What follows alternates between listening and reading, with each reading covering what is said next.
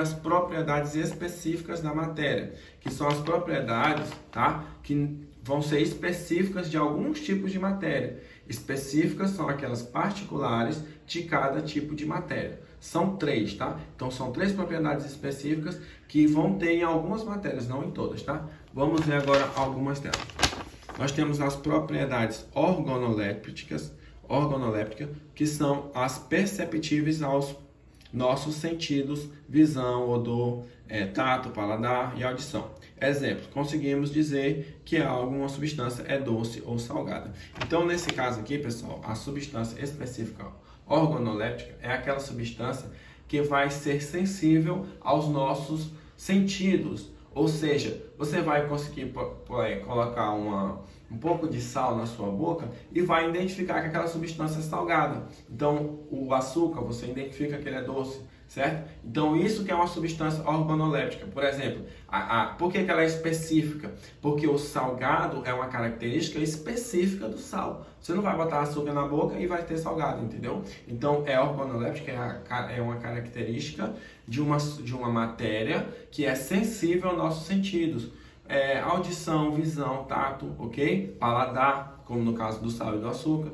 E ela vai ser uma característica exclusiva daquela substância, como eu dei aqui o exemplo do sal. Outra característica específica da matéria são as características físicas. Pode ser medido em laboratório, exemplo, ponto de fusão e ebulição. Essa questão aqui, pessoal, é muito interessante. Ponto de fusão e ebulição que vocês vão precisar muito ainda, tá bom? Eu vou estar passando aqui rapidamente, depois a gente faz de uma forma mais específica. Então, a característica física, que é uma característica específica de algumas substâncias, no caso aqui da água, por exemplo, são aquelas características que você vai poder medir dentro de um laboratório, certo? Então, observe aqui, ó. Exemplo, a água pura, tá? Água pura vai passar do estado somente sólido para líquido sob pressão de 1 atm. A temperatura de 0 graus Celsius disse assim que o ponto de fusão da água pura é 0 graus Celsius. Já a mesma água pura poderá começar a ir para o estado gasoso sob a pressão a temperatura de 100 graus Celsius. Assim, o ponto de ebulição da água pura é de 100 graus Celsius, vapor. Então, observe esse desenho aqui rapidinho. Isso aqui é uma característica específica da matéria, que a gente chama de característica física, que é a característica de alguma substância, por exemplo, da água, que você pode fazer o ponto de fusão e ebulição. É uma característica física que só pode ser medido em laboratório. Então, observe aqui, ó.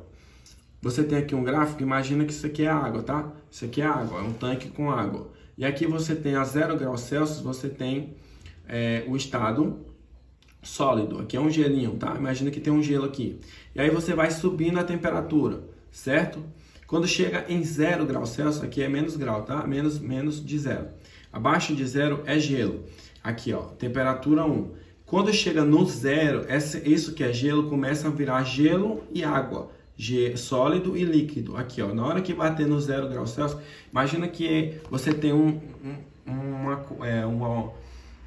recipiente, tá? E você pode aumentar aquela temperatura. Então, inicialmente você tinha um gelo bem aqui, ó. Aqui, ó, quando a temperatura era menos de 0, tá aqui o 0, ó, menos de 0 era só gelo, era só sólido.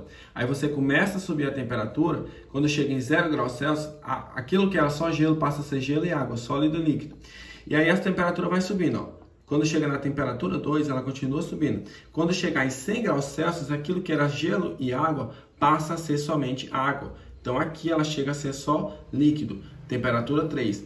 E aqui, ó, a 100 graus Celsius. E aqui, se você continuar subindo a temperatura, ela vai passar a ser líquido e vapor. Então, ela, além de ser líquido agora, ela vai começar a evaporar também, que é a temperatura 4 aqui, ó.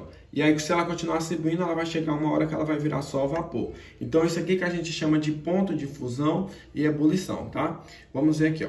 Isso pode ser medido em laboratório, ou seja, por isso é propriedade física e específica, além de ser específica, pois cada substância possui o seu próprio ponto de fusão e ebulição, como a água. Pessoal, todas as substâncias vão ter o seu ponto de fusão e ebulição específico. No caso da água, o ponto de fusão da água será o 0 e o 100. 0 para ela passar do sólido para o líquido, e 100 para ela passar do líquido para o gasoso, tá?